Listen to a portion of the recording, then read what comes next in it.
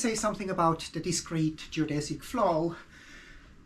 It is a permutation defined on the frame bundle of a simplicial complex, especially for manifolds with boundary. When you have a manifold with boundary, then you have billiard, and we have that also in the continuum. The continuum is a classical topic where we have the geodesic flow inside, and at the boundary we reflect.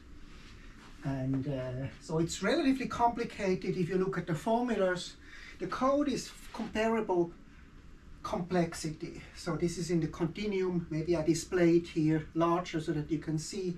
And in the finite, in both cases, we have less than 12 lines of code, which in the continuum, we have a Riemannian manifold. We have to compute the Christoffel symbols. We have to integrate the differential equations.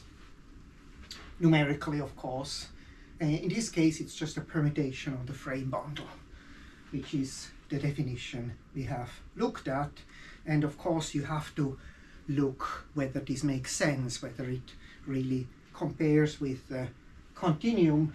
And I have some experiments here with this code here.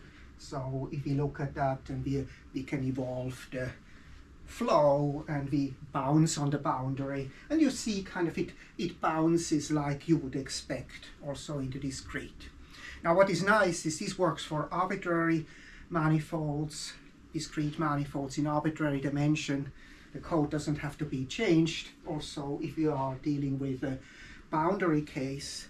If you work with billiards, I also experimented a lot with billiards in the computer, just let it run, and then you have to kind of at the boundary, it's more complicated.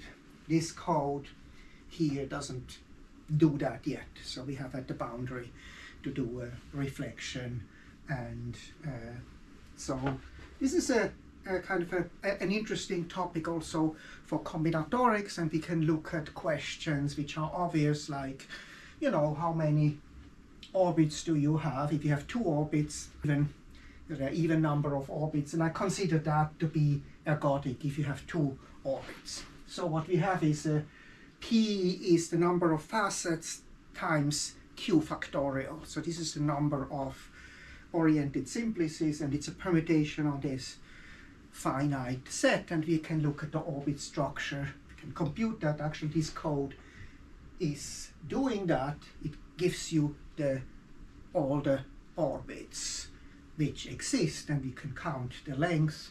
And if you know the length, then you have the orbit structure, and you know this gives a partition of the number of elements in this finite set. If they are the same for two permutations, the cycle structures are the same, then they are conjugated.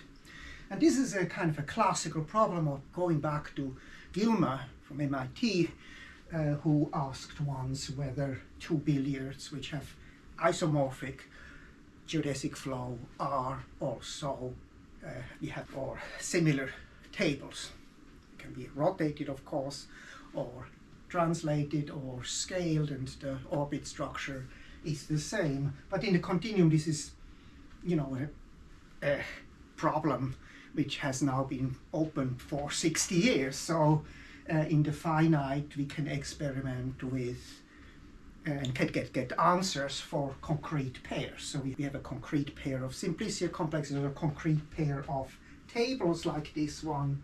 So you would kind of take two tables and look whether there are two tables of the same area where the orbit structure is the same, the cycle structure of these permutations is the same. Very natural questions, and also kind of an interesting question is how frequent are ergodic billiards. So this is what I wanted to say today.